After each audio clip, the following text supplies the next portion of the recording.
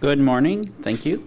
Thanks for the opportunity to introduce the keynote speaker today. My background is in journalism, so it's nice to see somebody from the media being involved today, because I think that one thing that's missing in the aspect of the engineering discussions and public policy is the presence of media and needing to get them involved in the process.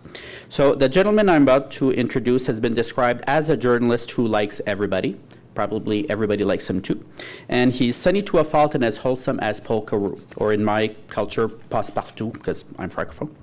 So while he is most closely associated with the TVOntario current affairs program, The Agenda, he is equally skilled at producing feature-length documentaries, refereeing political debates, and writing incisive books on some of Canada's most intriguing politicos. Steve Paikin developed a nose for news during his summer job at the Hamilton Spectator. After earning a BA from the University of Toronto and an MA in broadcast journalism from the Boston University, he launched his full-time career. Among his earlier positions, he was a reporter for private print and radio outlets, including CHFI, anchor and Queen's Park correspondent for CBLT, and host of a daily news and current affairs program on CBC News World. Before becoming anchor and senior editor of The Agenda, Steve co-hosted two other TVOntario programs, Studio 2 and Diplomatic Immunity. With a razor-sharp memory, he can recall every federal election since 1968. I can't remember the last one. And every Ontario election since 1971. His inexhaustible curiosity and respect for his interview subjects have driven him to plow through several books in a single weekend. Steve has moderated 5 political debates and penned 4 books, 1 on politics, 2 on politicians, and 1 on hockey.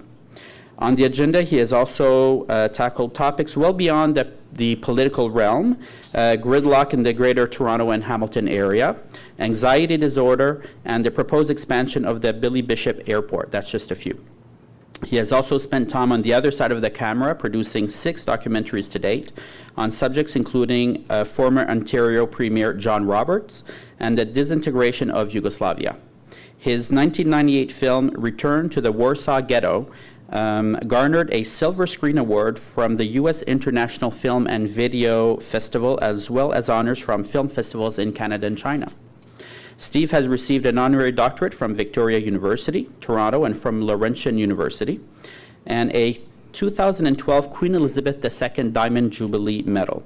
On the awarding of the Diamond Jubilee Medal, TVOntario CEO Lisa DeWild commended Steve for having made a tremendous contribution to helping Ontarians understand our province and our world. Please join me in welcoming Steve Paikin. Thank you. I'm guessing after all that you're thinking, I don't want to hear anything from this guy. That's just way too much. But thank you for that very generous introduction. Actually, I'm not bad at election history, that is true, but this guy's the best. Howard Brown and I have on occasion gone toe-to-toe on who can remember what date, what election took place in, who were the party leaders, what was the outcome, what was the popular vote. He's better than me, I have to confess. Howie, I yield. There we go. Love you, Steve. Thank you, Howie. Annette, thank you for your tweet yesterday reminding me that I had to be here this morning. And you can tweet some more, thank you, that's very good. The strangest thing happened when I walked in here today. My dad was in the steel business in Hamilton for many, many years. He was third generation in the steel business, in a family business, and his business partner's name was Bernard Ennis. And when I walked in here today and you told me your name, I did a real double take because to my knowledge, my dad's business partner's been dead for 10 years, and I thought, that's just a little bit strange. Did you ever meet him? No. You never met him? Everybody always asks me if I Always, okay. Well, now you are the more famous Bernard Ennis. Okay, very good. And Paolo, I don't know how you could ask me that question as I'm sitting down there having breakfast. I'm sitting down there having breakfast, and Paolo says, so, keeping busy? And I'm thinking, no, Paolo, there's nothing going on municipally, provincially, federally these days. It's all just boring. We have nothing to talk about. Paolo, the mayor needs a chief of staff. You interested in the job? No, you're not? Okay. Just trying to be helpful, that's all. I'm going to speak a little bit about what's going on at Queen's Park these days, and then hopefully I'll leave a little bit of time at the end there to take your questions, because I'm actually more interested in what you have to say and what you're interested in than what I might talk about today. One of the things that, and Howard will appreciate this, that is a bit of an occupational hazard for me, is that during the course of doing my job, because I have covered a couple of elections along the way, I'm always trying to find historical patterns in terms of trying to help me understand not only what's going on now, but also perhaps what I can anticipate will go on. And so we're in the middle, if you like, of a movie right now at Queen's Park, and I know I've seen this movie before. I just can't figure out which movie it is that I've seen before. If I could figure it out, I could tell you how it's going to end, but at the moment I don't know, so we're going to keep watching. Here's the déjà vu. I'm wondering right now, in 2013, whether we're, in some respects, halfway through 1971. What do I mean by that? Well, let me take you back. And you don't get to answer any of these questions, okay? Because I know you'll know all the answers. But from time to time, I'm going to quiz you to see who knows what. 1971, at the beginning of the year, who was the Premier of Ontario? He was Premier at the end of the year. Who was the Premier at the beginning of the year? John Robarts, very good. Robarts was the Premier. He had led Ontario through probably the most impressive decade in Ontario's history, the 1960s. He became Premier in 61, stayed Premier until February of 71 when Bill Davis took over. And what he managed to do with Bill Davis was textbook. This is how it's done. Robarts leads the Conservative Party through 10 very successful years, wins 2 majority governments in a row. They have a leadership convention in early 1971. Bill Davis wins that convention on the 4th ballot, very close actually, 44 votes. And then later the year in the fall, Mr. Davis leads the Conservatives to a larger majority government victory. That's how it's supposed to work. And Mr. Davis did it by doing all of the things you're supposed to do as a leader, namely continuing the policies that people thought were very popular, while at the same time managing to deal with some of the issues that were really controversial in a way that satisfied the public, and therefore he went on to have a very good victory. When's the last time, I shouldn't say that, when is the next time after that that one Premier retired, a new leader came in and took over, and then won the next election? When did it happen next after that? You're all being very quiet. Howard, when was it? It wasn't 85 because Frank Miller won.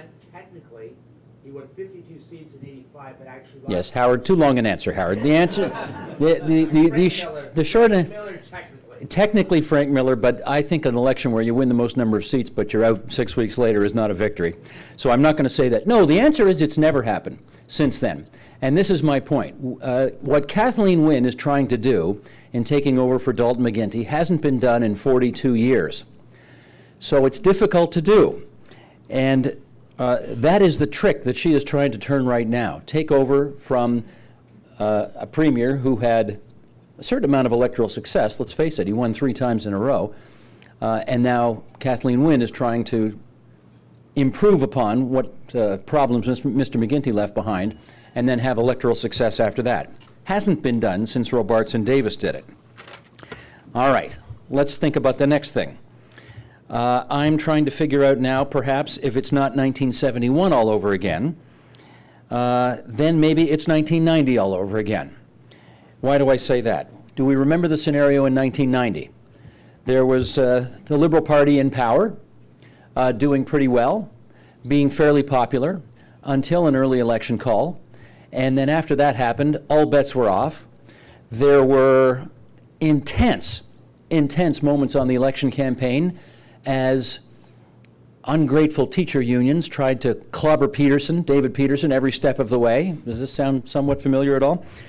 They were out there on the hustings. Peterson was getting it from all sides. The early election call came back to haunt him, and we know, of course, that Bob Rae won the election as a New Democrat, first time ever, since then as well, that the NDP had managed to win an election. Peterson's calling that early election seemed like a good, smart, technical thing to do at the time. My recollection of the time was we had only been 5 years removed from the Conservatives being tossed out of office, so they weren't ready. They had a brand new leader in 1990 who'd only been on the job for a couple of months, and his name was Mike Harris. Guys are good, all right. We knew the NDP was not an option because nobody had ever voted an NDP government in. So, of course, the Liberals were going to walk right back into power. Except they didn't. They had this leader who suddenly gained a certain amount of acceptance with the public. Bob Rae then, Andrea Horwath today.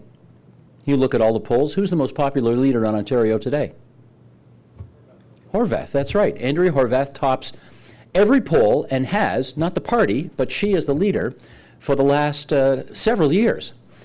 And that is one of the things that I can tell you keeps Kathleen Wynne and her government awake at night. How popular is the NDP leader? Can she steal my support? What does that portend in terms of the next election? In 1990, that was a very big deal for the governing Liberals. We'll see if it's a very big deal for the governing Liberals this time round. The other thing is, I don't know if it's 1995 all over again. And that's potentially the movie we're watching right now, and I'm not sure. Back then, we had a government that was relatively unpopular because they were dealing with just too many difficulties, the NDP in this case. The economy was in rough shape. Sound familiar? Deficits were sky high. Sound familiar? Voters were nervous and cranky. Sound familiar? But rather than go with a more moderate alternative, which in those days was Lynn MacLeod and the Liberals, the electorate went right from the NDP all the way over to the Progressive Conservatives under Mike Harris. That wasn't supposed to happen. In fact, the last time a party had gone from third place, which is where Mike Harris was, to first place was how many years earlier? Take a guess. Even you can guess this one, Howard. I think 43. Keep going. Keep going. 72 years. It had been 72 years since anybody had gone from third to first in the Ontario legislature. So there are all sorts of patterns here that I'm watching that I can't quite figure out where this thing is going right now. Is Tim Hudak an option for next time? He's personally not all that popular, but his party has been extremely competitive for the last several years. In fact, the PC party has found itself in first place in most polls, with the exception of a few weeks in 2011, for several years now. Now, unfortunately for Tim Hudak, the few weeks when he wasn't in first place were right around the last Ontario election. That kind of matters. If you want to be in first place, it's better to be in first place on Election Day rather than on the 3 years before Election Day or the year and a half after Election Day, which is where Tim Hudak is right now. But he has, like Mike Harris, released a lot of policy well in advance of the next election. I don't know how much you have seen of this or followed this, but probably over the last year or so, Hudak and the Conservatives have released, I think, as many as a dozen position papers on a wide variety of issues, everything from healthcare to energy policy, social policy, labor policy. They really have a lot of stuff out there, in the same way that a year ahead of the '95 election, Mike Harris put out the Common Sense Revolution. People had a year to get used to it, to understand what was in it. When people asked him what he stand for, he was able to point to that book and say, here's what we stand for.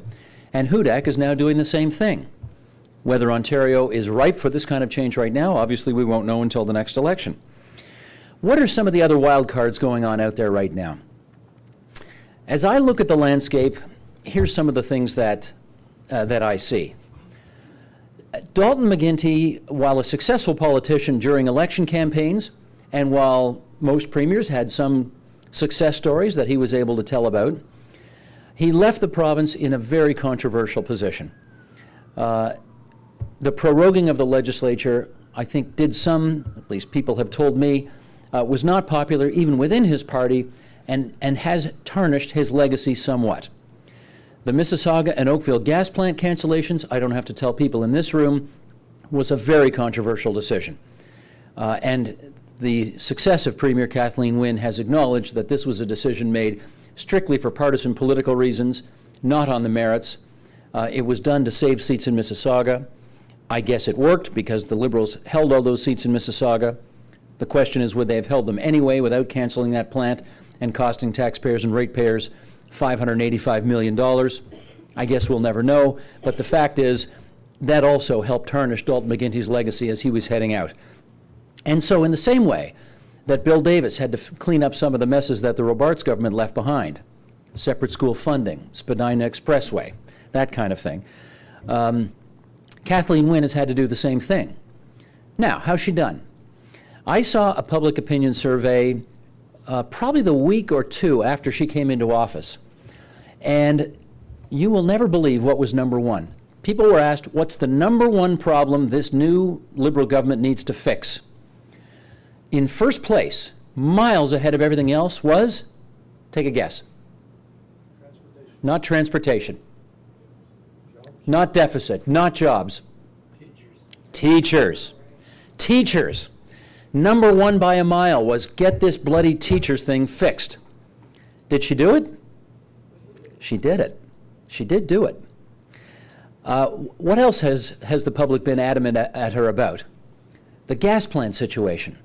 They wanted a reasonable explanation on the gas plant situation, they wanted an apology, and they wanted a new process put in place to make sure that overly political, completely unacceptable decision, and the way that it took place in the dying days of an election campaign, rather than done by professionals, that can't happen again. Is she in the process of fixing that? Well, I think an objective observer would say the bad news keeps on coming. There seem to be new revelations almost every day on that. But yes, she is making headway on that. When Dalton McGuinty left office, the Liberals were at 20 points in the public opinion polls. Third place and a bad third, and looked like they were going nowhere. The last two polls I've seen, and admittedly, these are snapshots of a moment in time. We've learned all too well from many elections, the last one in British Columbia being among the most memorable ones, that you can't necessarily read too much into the polls. But the Liberals today, last poll I saw had them at 32, one before that had them at 35. Kathleen Wynne's been Premier for 3 months. I mean, by all objective criteria, you'd have to say she's done a pretty good job continuing the policies that people like, changing the channel on policies people didn't like, and she has the Liberals back in a competitive position right now. She got a budget deal with Andrea Horwath. There were times during the last month or so where that looked like that might not be so easy to do. But her style of having conversations, which is the word of the month at Queen's Park, seemed to be paying off so far. She got a budget deal with Andrea Horwath. She is starting to poach on Horwath's territory. The rise in Liberal popularity has come almost exclusively at the expense of the NDP, which, I don't know if you remember this, we're in first place in the public opinion polls for a little while. But much of that support has bled away from the NDP and has now gone to the Liberals. You can argue about whether that's a good thing or a bad thing, but I'm telling you, it is. That's the way it is. There's also one other thing I want to share with you, and that's, before taking your questions, and that's, how do you think Ontarians are reacting to the fact that they have their first ever female premier? I've seen some polling on this. A guy named Greg Lyle did some polling from a group called the Innovative Research Group. And apparently 85% of Ontarians think it's a pretty cool thing to have a female premier. That was one of the best things Andrea Horwath had going for her. She was in first place in the polls. She was the lone female leader. And if people thought, about 70% of the people in this country live in provinces where there already is a female premier, maybe we want to try a female premier. She was the only option. We now have two options. So that takes away, again, some of Andrea Horwath's thunder, and people seem to think it's kind of cool to have a female premier right now. One last thing. At the next leaders' debate, whenever the next election takes place, we are going to have an unprecedented situation. And I've talked to Tim Hudak about this, and he's already aware of the historic implications of this and what it might mean for him. The fact is, no male leader in Canadian history has had to go up against two female leaders in a single leaders' debate. And nobody quite knows what that means. I think what it means is that the old kind of macho, sword-swinging, you try to put your opponent down and best him, because it was almost always him, those rules probably aren't going to be on. For a couple of reasons. Number one, the Conservatives have a bad gender gap already. They are overwhelmingly more supported by men than women. And that's a problem for the Conservatives if they want to win the next election. They can't have a 15 or 20 point gender gap. If they do, they can't win.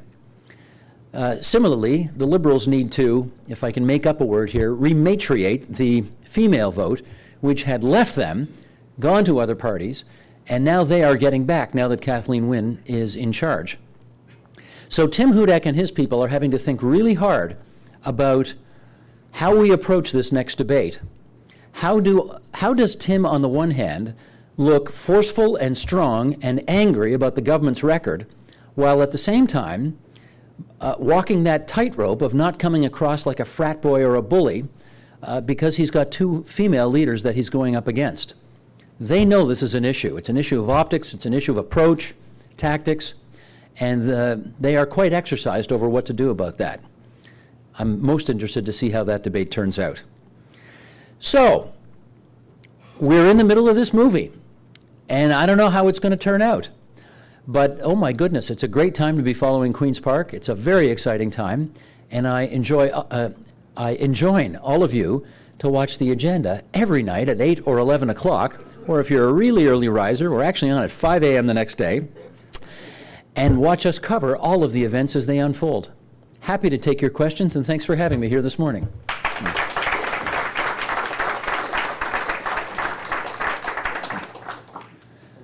Yes. Yes. Madam President. Thank you, Steve. I'm thrilled that there are two female leaders of parties, and I was thrilled when Kathleen Wynne was elected. Having a little trouble with Kathleen right now. Just to bring it back to engineering for a minute. We're a fairly quiet profession. We don't ask for much, but you have to know that when we ask for something, it's serious. We take things very serious. We're a serious profession. So right now we have some legislation that's been passed that we want to have carried through. And it seems that the government is putting commercial interests possibly ahead of public safety. So I wondered if you could comment on that. Can you be more specific about the... It's an industrial exception where engineers are overseeing machinery in manufacturing. And you need to have an engineer on site whenever you modify that equipment or whenever you bring in new equipment. That's the legislation that's already been passed that we want to see carried through. We're worried that the Liberal government may cancel it. So we're just, the issue is commercial interests over public safety. You've talked to Reza about this, no doubt? Reza Maridi, you have an engineer in the cabinet, Yes, which I won't say is unprecedented, but certainly doesn't happen very often. I guess Norm Sterling was in cabinet for a while when the Conservatives were in. I saw somebody shaking his head when I said that. You didn't like that? No. Okay. Here's what you're up against right now. Here is the reality, and I can remember somebody from the Davis government telling me this. When there's a majority government at Queen's Park, things tend to get filtered through the what's good policy first, and then we figure out the politics of it afterwards. When you're in a minority government at Queen's Park, it's the opposite. Everything gets filtered through, okay, how do we deal with the politics of this? And then we'll think about afterwards whether or not it's good policy. I come from the school, and I think, you know, hopefully, I hope this is the way it mostly works, but I fear it doesn't, that good policy makes good politics. And I believe this current administration, from those people I've talked to inside it, believe the same thing. Kathleen Wynne, for a politician, is a remarkably non-political politician, if I can put it that way, if you know what I mean. Her approach and the approach of her people around her has been, if we do the right thing in terms of policy, if we do what the right thing is to do for the public, the votes will follow. That's really where she comes from. I'll give you one little example of this. I have no doubt but that there were people around the premier, the new premier, saying to her, this gas plant issue is a turkey for you. You've got to distance yourself from it. We recommend you throw your predecessor under the bus. Just have a press conference, come out and say, look, I didn't make the decision, he made the decision. I got to clean up his mess, but it's his decision, and let's not have any illusions about that fact. She did the exact opposite. She came on the agenda, I remember shortly after she was elected, and she said, I'm the premier, I was the co-chair of the campaign, I didn't make the decision, but it's my responsibility now to clean it up. And I'm not looking at anybody else to blame. And then she came on a few weeks later, and she said, and beyond that, I apologize for it. In fact, she said it 11 times. She said, I'm sorry 11 times in an interview that I did with her. So she's not throwing anybody under the bus. She is doing what leaders do. She's taking responsibility for a problem, acknowledging it, and promising to fix it, even if the problem wasn't of her making. So I would suggest that's kind of a different style of leadership. So she's presumably, I don't know the ins and outs, obviously, of the problem that you've discussed, but she is presumably, if she's about the issue and about the policy, open to your argument. So make the argument. Okay. Before we get any other questions, can I just remind you that there are some mics here, ask you to use the mics for your question? Great. Yes, sir. Is this on? Yeah. There you go. Okay. Good morning, Steve. Hi. I'm Tom Markowitz. I retired 4 years ago from the policy shop at the Ontario Ministry of Energy. I am a PN. During my career, I tried to bring an engineering perspective to it. Maybe a little bit of history here. 30 years ago, we had perhaps the best electricity system in the world. It was reliable, low cost, acceptable environmental emissions, and very high technology. It was admired in many countries. It was run by engineers, perhaps too powerful, we don't know. In contrast, today we have an electricity system with some problems emerging, perhaps caused by political interference, by political decisions that were made over the opinions and over the advice of engineers. My question is, what's going to happen in the future? We do live in a society of increasing complexity, high technology, more people, more crowding, and the need for long-term planning. At the same time, we appear to have a great deal of political interference, snap decisions made based on a 140-character tweet. Sure. What are we going to do in the future? Well, let me tell you what I see on this, and this is, obviously I'm not an expert on your sector, but I've watched the politics of it for 30 years. And here's what I see. Energy/electricity is not a vote getter, ever. It is only a vote loser, always. As a result, politicians try, and this is all parties involved, politicians of all stripes have tried to depoliticize the process and allow the professionals to run the system. I'm being very generic here, general, when I'm describing this. But every time a big steaming pile of controversial turd comes up, they're on the hook. And that's what they see. They don't, when problems come up, people don't run to you folks to solve them. Constituents I'm talking about, voters, the electorate, they run to the politicians. And so here's the most recent example. The Liberal government, in its wisdom, I guess, tried to set up the OPA as a means of depoliticizing where you're going to site gas plants and so on and so forth. And the difficulty is that when you put a plant, when you professionalize it, as it were, and depoliticize it, as it were, these decisions sometimes get made without, without all of the political antennae needing to be up for each circumstance. And that's how you get a gas plant in Mississauga that Hazel McCallion didn't sign off on, didn't like the location of. Local residents get angry. Suddenly it becomes a political problem. And guess what? The OPA doesn't have any votes in this. They feel no obligation to solve this problem. The politicians do. And as a result, you get this increasing and encroaching politicization of the energy file. That's what I see. So I appreciate where you're coming from on this. I think in some respects, and I know this is kind of unpleasant to do, you have to have some understanding with where the politicians find themselves in this, which is to say every time energy or electricity becomes an issue, the politicians' phones light up like a Christmas tree, and then they have to solve it. I think they'd love to get out of it. I think they'd love nothing more than a process that depoliticized so many of the issues around energy. The problem is they can't. And the other half of the problem is, and you touched on this in the premise to your question, there are people in politics who do believe that the professionals are too powerful on this. And I have spoken to numerous politicians over the years who say part of our job is to kind of declaw or defang. I'm not saying this is right or wrong, I'm just saying this is their mindset.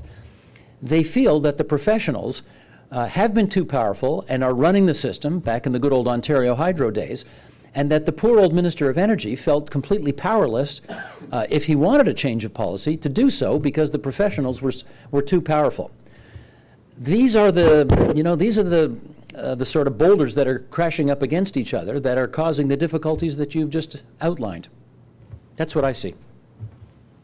Yes. Paul Acchioni, president of OCEPP. I think most of us saw the last election as Tim's to lose. And he did. Yeah, and he did. And I'm going to ask you an embarrassing question. I don't know if you'll answer it. Do you think Tim has changed his style and his TV appearance to the public that he's got a chance against Kathleen and Andrea? Well, first of all, anybody who on this date, where are we now, 31st of May, 2013, says they know how the next election is going to turn out and this person has no chance to win is full of it. There's absolutely nobody who can say with any certainty whatsoever, oh, this person obviously hasn't improved enough from last time, or this person obviously hasn't got game, or this person's policies aren't going to work, and therefore we can write them off. There are a lot of trees killed in between elections printing the predictions of pundits who think they know what's going on, only to find they're absolutely full of it. And, you know, the best example was the last federal election, where despite every pundit in the business saying before that election took place, why are we having this election? Nothing's changed. It's going to be a status quo election. 6 unprecedented things happened. Unprecedented, right? Harper wins a majority after 2 minorities. Never happened before. NDP in second place. Never happened before. NDP breakthrough in Quebec. Never happened before. Liberals in third place. Never happened before. Green Party wins a seat. Never happened before. 2 leaders lose their seat in the same election. Ignatieff and Duceppe. Never happened before. Okay, so everybody who says, boy, I'm not sure about Tim Hudak, not sure he's improved enough from last time, you know, he still doesn't look very good. You know what?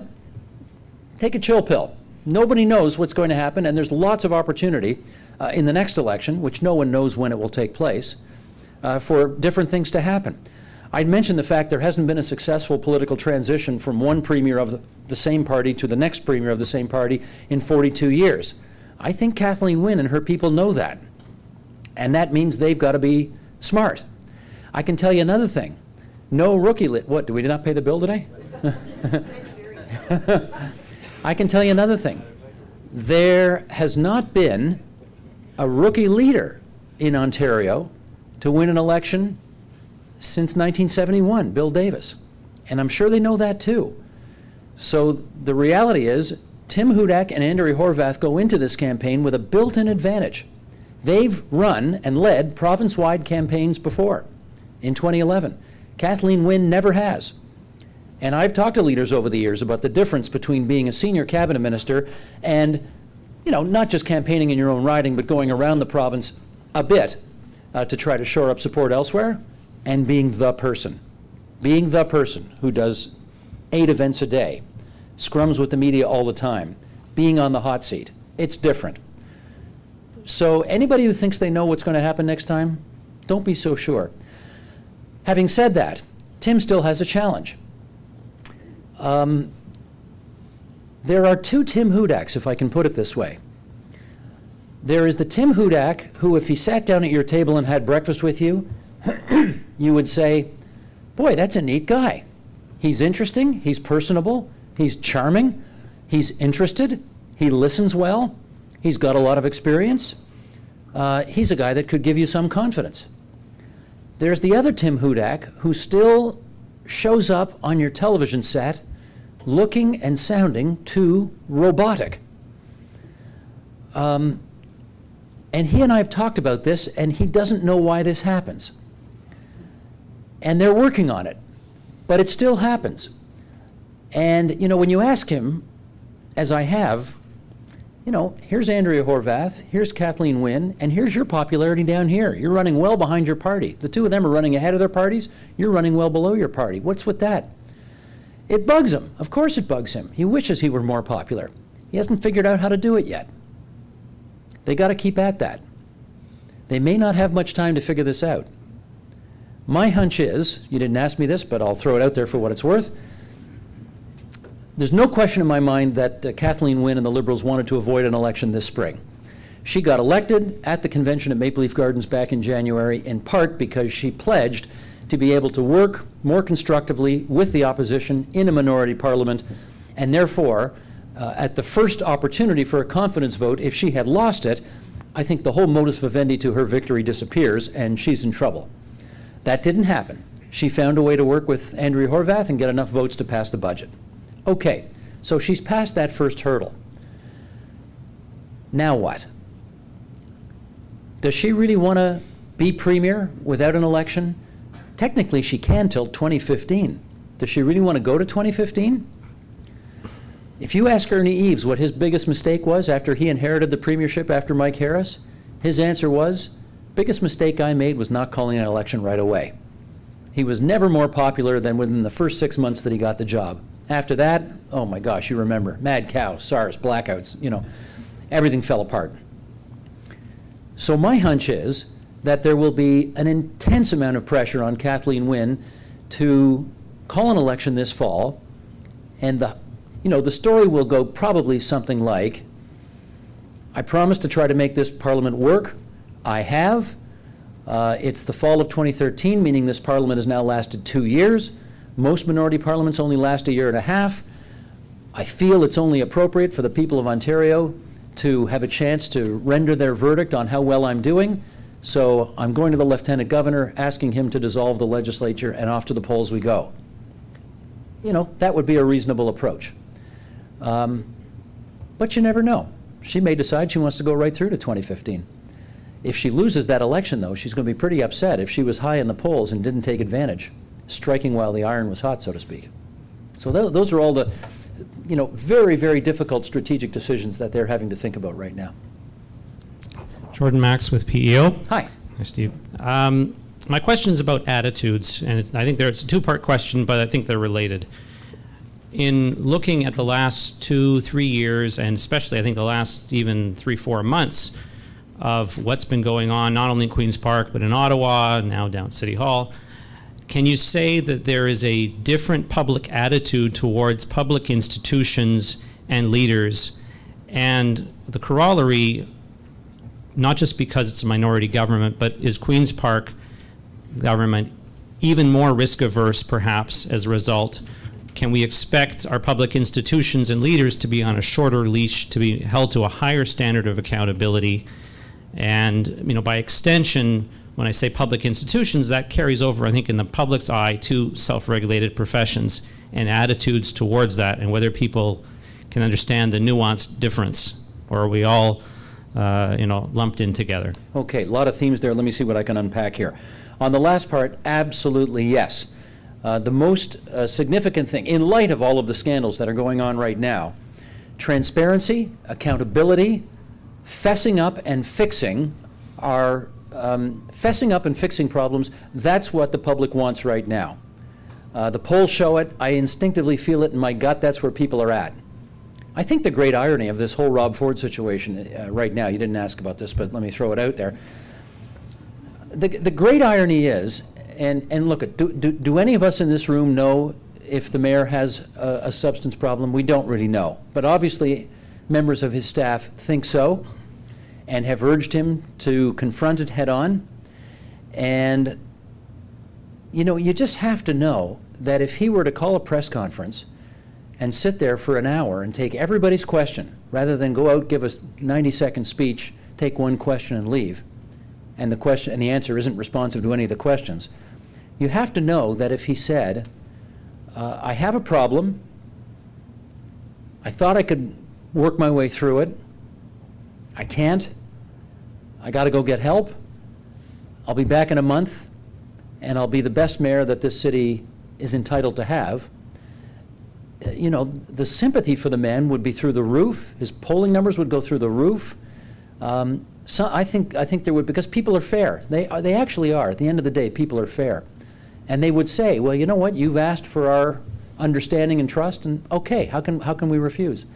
They're taking a different approach, and the result, you're seeing what the result is. 5 senior people in his office have quit in 2 weeks, which is unprecedented.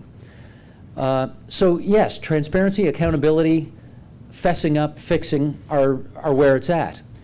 I don't note, however, any sense at all, particularly at the Queen's Park, about being gun-shy to tackle big issues. I think this Premier's made it pretty clear that she's about to make one of the most difficult decisions any Premier's made in the last half century, and that is to brazenly go out there and say, we need more transit, and we're going to pay for it. And we're not going to try and sneak it in through the back door. We are going to raise revenues in any number of different ways. We're going to do it transparently. The Premier said she agreed with Andrea Horwath about creating some kind of system or mechanism which shows that whatever revenue is raised through these extra fees will go directly into transportation, so it doesn't get sucked into the big black hole that is general revenues. And that is, whether you like the idea or you don't like the idea, whether you think we need to do it or you think we don't need to do it, that's pretty bloody gutsy. That's a politician saying, here's what I'm going to do, I'm being open and transparent about it, and you get to render your verdict on it. Which means, strangely enough, if the election does happen in the fall, this could be a transportation election, of which there's probably never ever been one. The issues are usually other things. So no, I don't sense any. I don't sense that they're gun shy at Queen's Park going after the big issues. Federally, I think this crisis federally is huge, in part because it strikes at the very core of what the Conservatives got elected to do 7 years ago, which was to come clean up the mess that the Liberals had left behind. The Liberals, with sponsorship and patronage and so many other different scandals, had really left things in a bit of a mess. And Stephen Harper got elected, first and foremost, it seems to me, on a small basket of issues, GST cut and so on, but certainly one of which was accountability. And for the party that pledged to clean up Ottawa, now suffering under these, in the grand scheme of things, the money involved is so insignificant, but it's never, of course, the amount of the dollar, it's the substance of the thing. To think that a government could fall over a $90,000, it's a $250 billion enterprise, the government of Canada, to think it could fall over Mike Duffy's $300 a day per diems or Nigel Wright's $90,000 check, is really quite astonishing. But that's where it's at. People don't necessarily remember the $585 million for the gas plant, but they sure will remember a cabinet minister ordering a $16 glass of orange juice and charging it to the taxpayers. They can get their head around that. So that's some of what's in the air right now. Thank you. Thank you. Hello, Marisa. Hi, Steve. How are you? Great. A couple of thoughts from what you said. One is that I wonder what the decorum would be in the legislature if 50% of the MPPs were female. Before you start clapping, I've often wondered about that. I know that's not a question you've got more. No, it's a comment, yeah. But Lisa MacLeod and I went back and forth on Twitter about this a while ago. Perhaps the most, how do I put this nicely? Badly behaved legislator right now is female, Lisa MacLeod. Mm-hmm. She is really tough and bombastic and, all of the things that all of the bad behavior men usually demonstrate in the legislature, she's kind of cornered the market on right now. So I hear what you're saying, but I wouldn't want to go to the wall on that one. Anyway, continue. So one will not be the example of all, right?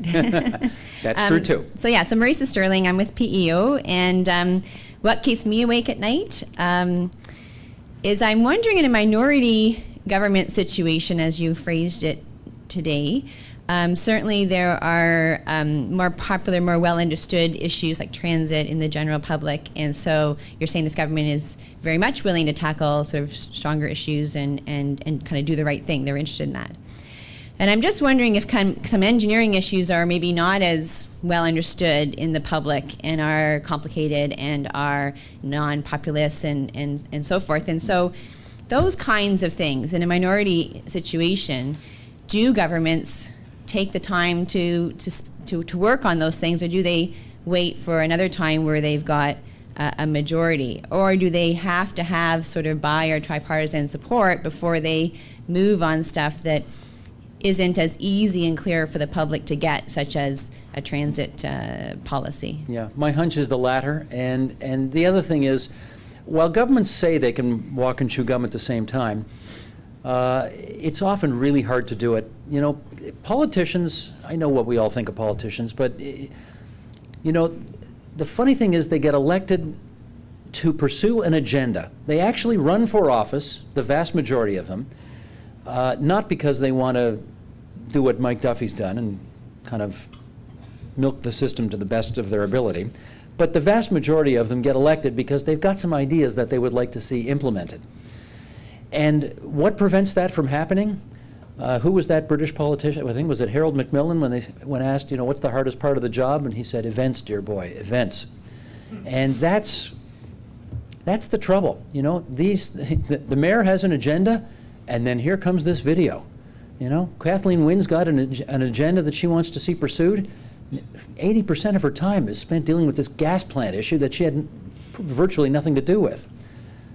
Stephen Harper, same deal. He's got an agenda about how he wants to change Canada, and all he's doing right now is focusing on what did his chief of staff do, when did he know it, what are we going to do about all these senators? I mean, I think the Prime Minister probably loved to get rid of the Senate, and yet here he is, the senators he appointed, ex-journalists too, my goodness. You know, causing him endless nightmares. So this is the problem, and these issues that you've rightly identified as being perhaps less titillating, less, you know, not necessarily going to find their way onto the front page of the paper until, of course, a bridge collapses, right? Then it's a big deal. God forbid, but that's the problem. These folks are so focused right now on putting out fires all over the place, one wonders how they get their heads around actually solving the longer range problems for the province and the country and the city. Okay. That's the challenge. Mm-hmm. Thanks. Thanks, Marisa. Hey, Howie. Steve, thank you for being here. Two quick questions. PEO has spent years trying to get science and engineering on the public agenda. 5 years ago, they set up this Center for Engineering and Public Policy. 8 years ago, set up a government liaison program. The variety of efforts have been made, but it still seems that engineering and science issues take a backseat to maybe politically more sexy, you know, daytime drama that we see in the legislature. What do you see as the ways to take advantage of shows like yours to get science, and which you, I think, do a good job of, get those science engineering issues on the daily agenda broadly? And secondly, the reality is, although Reza Maridi is educated as an engineer, he doesn't actually hold a professional engineering license here in Ontario. We don't have engineers at the cabinet table. There's only 3 in the legislature, 1 in the Liberal caucus, who's close to 75 now. We don't see a lot of energy. Is that McNeely? Yeah. We don't see a lot of energy being put into recruiting engineers. In fact, engineers, I think, are turned off politics because of what they see. Well, because they're sensible people. Exactly. Yeah. So I guess my question is, what do you see as the route to, after enormous efforts has been made to bring engineering onto the public agenda, what else can we do to make it happen? I'm not sure you're going to like my answer, but here we go. A lot of things to unpack there. Politics, as you know, is a business where the squeaky wheel gets the grease. And you folks are really not in the squeaky wheel business. I can remember my shock back in 1985 when I saw thousands of doctors in lab coats on the South Lawn at Queen's Park protesting because the then Peterson government wanted to outlaw extra billing. And and the shock of it, the shock of seeing these people who are among the most trusted members of our society, somehow out there, you know, protesting and screaming slogans, and it didn't make sense. And they lost, of course. They lost that dispute because they were fighting a political battle, and they're doctors, they're not politicians. You know, you bring a knife to a gunfight, you're going to lose 10 times out of 10. So, I think you people are sensible in as much as you're not going to do that, right? You're not going to get dressed up in whatever and go to Queen's Park and start demonstrating and screaming slogans, because that's just not what you do. My hunch is the second the Gardiner Expressway falls down, you guys are going to be superstars. And there's going to be a lot of I told you so's, and that's the problem with politics in a media age, is that until there's a disaster, it's really hard to get your case and your cause, never mind on the public's agenda, but just on the political agenda. And I think the approach that you're taking, to try to work hard behind the scenes and not just befriend whoever the minister is on the file, but actually take from what I understand about what I read about the way you approach things, actually go MPP by MPP, try to plead your case, because there are issues all the time that get resolved at Queen's Park, not because you started at the top and tried to get it through, but because you actually started at the bottom, tried to educate members of the legislature, and then solutions come from the bottom up. I think I've seen numerous cases over the years where that's the way to get problems solved. But that's why I'm saying I'm not sure you're going to like my answer, because you look at what government moves on, it almost always responds. There's very little, it feels like there's very little proactive planning that can take place. Right now, the biggest debate happening at Queen's Park is about transportation, public transit, infrastructure, and that's happened because we've sat around for 20 years with our thumbs in our you-know-what and haven't done anything. And even 20 years ago, when the government agreed to start building subways, there was an election, new party came in, and they filled all the holes that had been bored. So, B-O-R-E-D. This is the problem, Howard. This is the problem. Things have to get really, really bad before they can get really, really good. And until a bridge falls down, I'm not sure what I can tell you. What about the Algoma Mall collapse? I mean, clearly that was an example Well, of... you know what? And I please don't misunderstand what I'm about to say here. That happened in Elliott Lake, not at Yonge and Dundas. And it was a tragedy, and people died, but it happened a long way away from the Ontario legislative buildings. And if it had happened at Yonge and Dundas, you can bet that it would have had a greater impact. And I know the Premier's going to go up there and testify and so on. But the reality is most of what you read about provincial affairs in our newspapers today is in those newspapers and on television because a small handful of perhaps a couple of dozen people who do 95% of their reporting from inside the legislative precinct put it there. Elliott Lake? They're not going to go up there. He's given me the hook. Thank you very much for having me here today. Appreciate it.